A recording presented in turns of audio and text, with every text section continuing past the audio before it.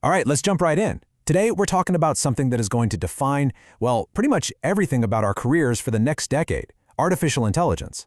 And this isn't some far-off sci-fi movie scenario.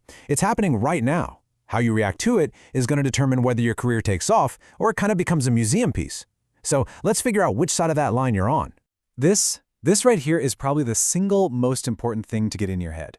The real threat isn't the technology itself. It's not some robot coming for your desk. It's the person who knows how to use that technology. The future belongs to people who can work with AI, who can use it like a superpower. So the real question is, how do you become that person? You know, Dr. Nandini Seth, a data scientist, has this perfect way of putting it. She says a lot of people today kind of kick themselves for not buying stocks back during the lockdown, right? Well, she says that in just 1 year from now, the new, even bigger regret is going to be not learning AI today. The door is wide open right now, but it's closing way faster than any of us think. So, where on earth do you even begin?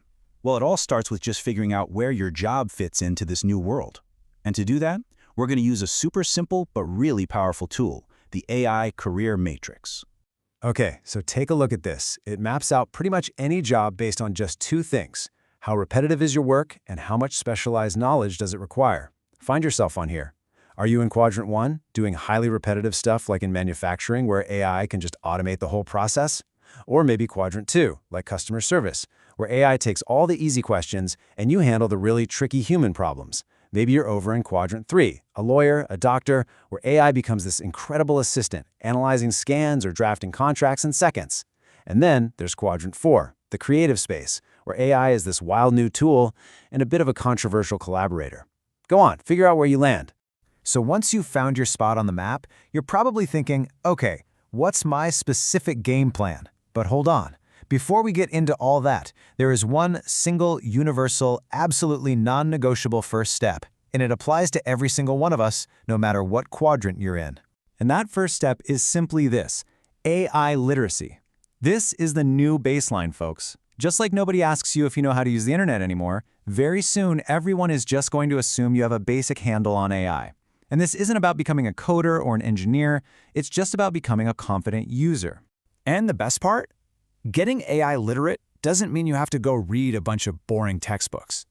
The absolute best way to learn this stuff is to just use it. Go play with the tools. Get curious. See what you can make them do. See where they mess up. It's about building an intuition, a feel for how these things think. Now, as you start playing around, you're going to start hearing this fancy-sounding term, prompt engineering. And I know, the word engineering sounds intimidating. Just ignore it. It has zero to do with code. It's just the skill of talking to an AI, of asking questions and giving instructions in a way that actually gets you what you want. It's a communication skill, pure and simple. Just think of it like you're talking to a brilliant intern who's also very, very literal. This simple 4-step process is a game changer. First, give it context. Hey, you're a marketing expert, and I'm a small business owner. Second, frame the question. I need ideas for an Instagram campaign. Third, give it your perspective. For a coffee shop that only uses ethically sourced beans. And finally, you make the ask. Give me 10 post ideas. See? The better you brief it, the better the result. Okay, so you've got a handle on how to talk to an AI. The next question is, which one should you be talking to? Because here's the thing, they're not all the same. Not even close. They have different strengths, different personalities, kind of like building a team of specialists. So think about what you need. If you're just brainstorming and want to generate a ton of new ideas, Perplexity is fantastic for that. For your all-around do-anything tool, ChatGPT is still the king. But if your work is super technical, coding, science, math, you'll want DeepSeek. It's literally built for that. Need to know what's blowing up on social media right now? Grok is your tool. And if what you need is just pure, hard, factual accuracy, Gemini, with all of Google behind it, is incredibly precise. Dr. Seth has a pretty funny way of describing the differences. She says to think of ChatGPT as having really strict parents. It's got all these strong ethical rules built right in. Grok, on the other hand, well, it's a bit more of a free spirit. It's designed to give you an answer without quite as many filters. Okay, let's talk about the elephant in the room. The big fear that's always lurking behind these conversations: mass unemployment. We see the headlines all the time, but the real data, it tells a much more interesting and, honestly, a much more hopeful story. And yeah, let's be real. The disruption is happening. Some jobs are going to be displaced. The World Economic Forum thinks that number could be around 85 million by 2025. That is a massive, staggering number. And that's the part that always makes the headlines. But that's not the end of the story. Because that very same report from the exact same people also projects that in that same period, AI will create 97 million new jobs. You can do the math, that's a net gain of 12 million jobs. So this has never been a story about job loss. It's a story about job transformation. The big challenge isn't that the jobs are disappearing, it's about getting yourself ready for the new jobs being created. This basically leaves us at a fork in the road.